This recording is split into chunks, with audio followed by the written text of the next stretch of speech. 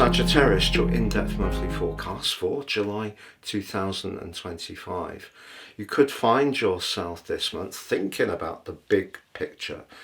Information is going to be important, as could be travel, particularly in the last 10 days as the sun storms into its home sign of Leo, where it thrives, and for you, the ninth house, which really evokes the best of your core energies.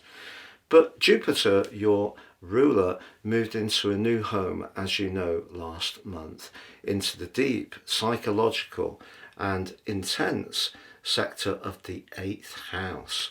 And as you come into the new month, the sun in that location is linking very impressively with the planet of assertion, Mars, which just so happens to be in the most visible part of your chart.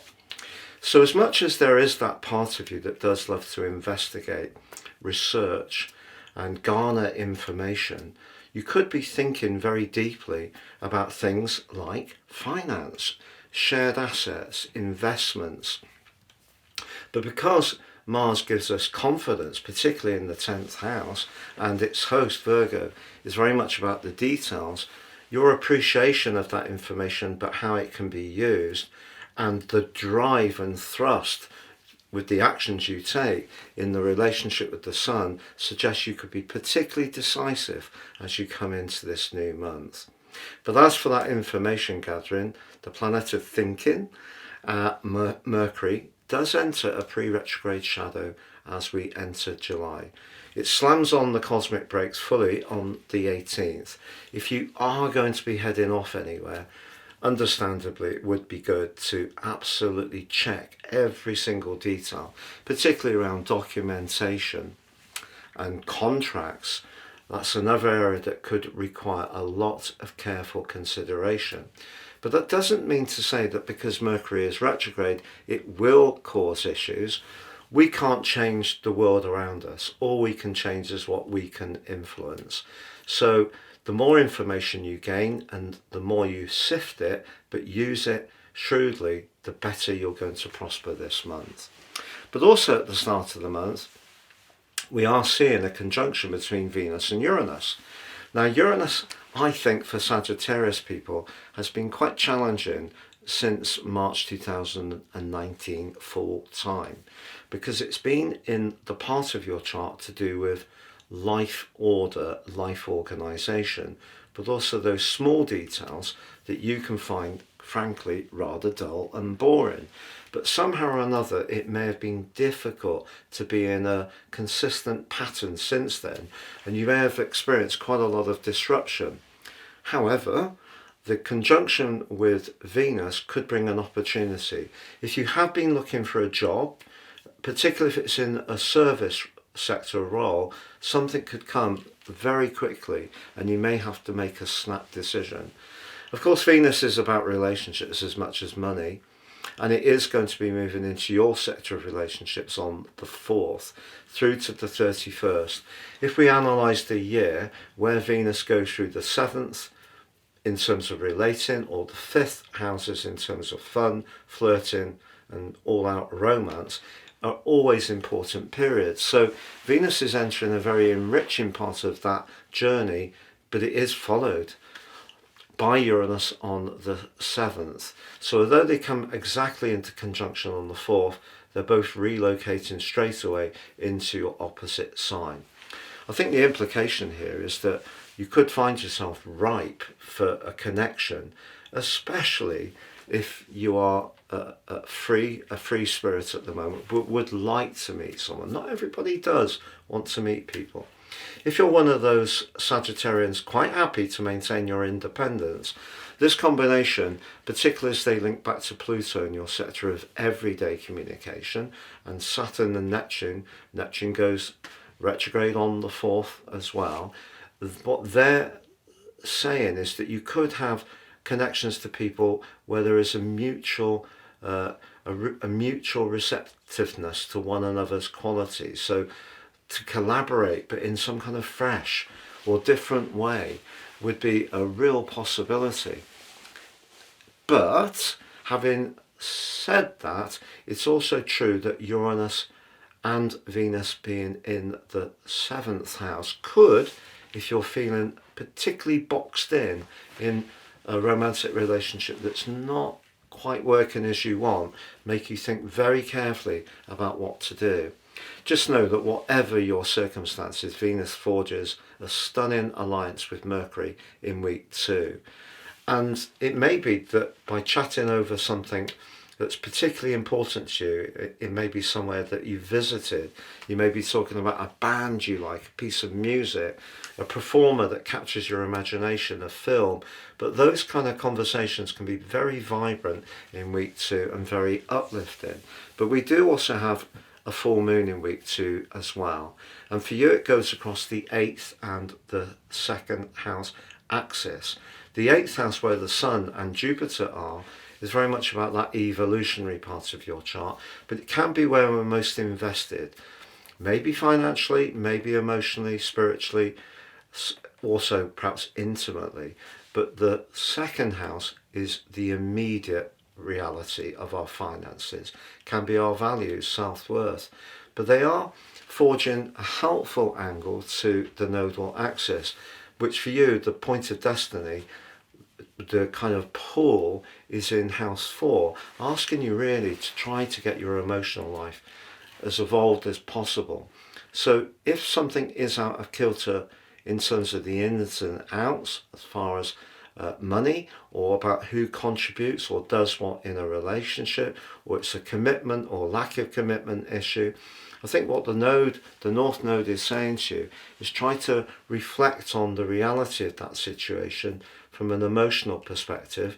But I think the electricity of Uranus in the 7th house could make it hard for you not to be quite outspoken, or even rather rebellious if you feel that someone's not quite getting what you need. Now, on the 13th, Saturn follows Neptune into a retrograde. And I may as well say it now, they're going to be followed by Chiron on the 30th, also in the 5th house. The 5th house is where we showcase our brilliance. It's where we have fun. Can be about, I think, matrimony or a deep, committed relationship. It can be flirty, playful, but it also can be about our children if we have them. But because of the retrogrades, in particular with Saturn, which inverts back into Pisces on the 1st of September, if you are wanting to move forwards with a talent that you have, you're going to get a blessing once the Sun moves into Leo on the 22nd, in that it links back to the retreating Saturn and Neptune, and also to Uranus.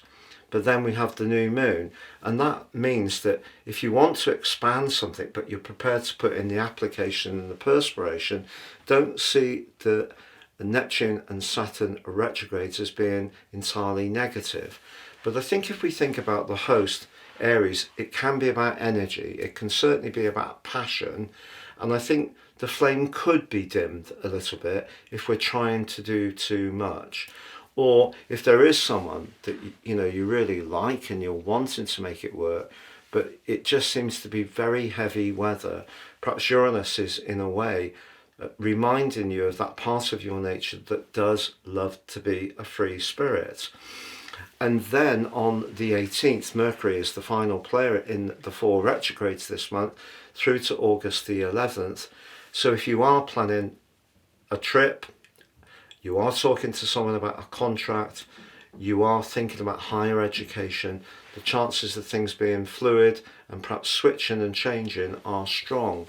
But because you are such an information gatherer, which if you recall, that's really the start of this journey this month, you can convert that retrograde to an absolute asset in your astral toolkit, because whatever you're confronted with, the more you gather and the more informed you are, the more that will help you to make the right decision for you. But I think the Sun's arrival to join up with Mercury on the 22nd and that new moon on the 24th are brilliant if you want to be much more independent and break out and do something that really celebrates your love of freedom, adventure, travel. new experiences, new vistas, cultures, or just a change, some kind of spontaneity. So the first part of this month, the first 2/3, weirdly, is a lot to do with evolution, but it could be to do with evolution around key relationships, but not necessarily romantic ones. If you are in the right relationships, by the end of the month, you could actually be having the most incredibly powerful conversations. If you're in the wrong kind of relationship, the fact that the new moon goes face to face with Pluto, you may find that there's a mighty standoff where people take very polar positions and there could be a disagreement.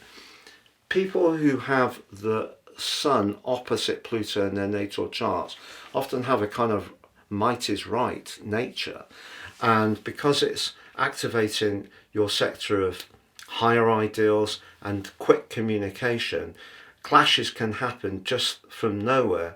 But equally, maybe they do have the potential with the fire of Leo and the air of Pluto to actually clear the air if something does need to be discussed in a frank manner.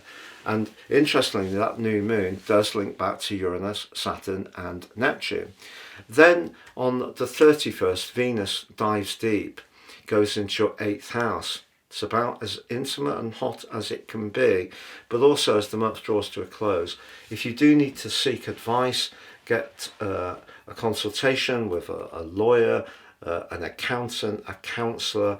The Cazimi, as the month comes to a close, the Mercury Cazimi, an inferior conjunction, because of the retrograde, could still pour even extra perception and extra perspective on your situation as July comes to a close. But the one thing this month won't be, Sagittarius, is dull. And I generally think for you, getting Uranus out your 6th house from the 7th is going to be something you're really going to appreciate. And if you're someone who does like to enjoy connecting with different people, in whichever way or whichever situations, some very exciting encounters are going to light up the second half of this month. If you'd like to work with me directly and have a particular issue that would benefit from a one-to-one, please see my testimonials below.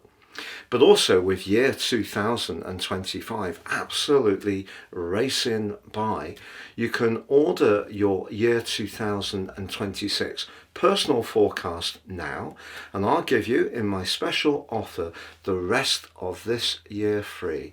You'll also get 30% off, but also your life roadmap report, possibly the most important document any of us can ever read, helping us to understand the patterns that are playing out in our lives so far, getting a more intimate understanding of how to work with those energies, and together with the forecast, then timing our moves as best as possible for good outcomes in our situation.